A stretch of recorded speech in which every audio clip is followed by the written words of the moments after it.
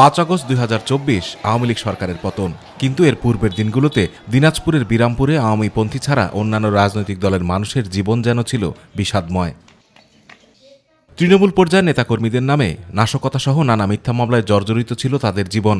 জেলখানা যেন ছিল একমাত্র আবাসস্থল। 5.5 মাস আমার গিন্নি, বউ, বাচ্চা বিভিন্ন আওয়ামী লীগের নেতাদের কাছে ধর্ণা ধরেও কোনো প্রকার লাভ হয় নাই। 15-16 বছর আমরা পুলিশি হয়রানির উপর ছিলাম। আমরা কোথাও কোনো ব্যবসা করতে পারি না। আমরা যেখানে গেছি ওইখানে আওয়ামী লীগের লোকজন ব্যারিকেড দিছে। 4-5 বছর আমি বিরামপুরে টিকতে পারিনি। আওয়ামী লীগ সরকারের আমলে নির্যাতিত, নিষ্পেষিত। 23 সালে আমি 105 দিন জেলের থেকে এসেছি। স্বাধীন মত প্রকাশের সুযোগটা রাজনৈতিক প্ল্যাটফর্ম বাদেও সাধারণ জনগণেরও বলার সুযোগ ছিল না। সংসারের কর্তা ব্যক্তি হয়েও দিনের পর দিন, বছরের পর বছর নিজের কর্ম, ব্যবসা বাণিজ্য বন্ধ রেখে মিথ্যা মামলার ফেরারি আসামি হয়ে পালিয়ে বেরিয়েছেন বিভিন্ন স্থানে। বন্ধ হয়ে যায় ছেলেমেয়েদের পড়াশোনা। অভাবের তাড়নায় সংসারের হাল ধরতে গিয়ে অন্যের দোকানে কাজ নিতে হয় সন্তানদের। 3টা বাচ্চা নিয়ে আমি দুর্বিষহ জীবনযাপন করছি। লেখাপড়া খরচই ঠিক মতো চালাতে পারিনি। কষ্ট, অভাব, অনাটন, খাওয়া দাওয়াতে অনেক টানাপড়া পড়ে গেছে। এতটা খারাপ অবস্থা ছিল, এমন একদিন গেছে হয়তো একবেলা খাইছে, একবেলা খাইনি। পড়াশোনা চালানোর জন্য, নিজের পেটের খাবার জোগাড় করানোর জন্য লাস্ট পর্যায়ে আমি গ্যারেজে।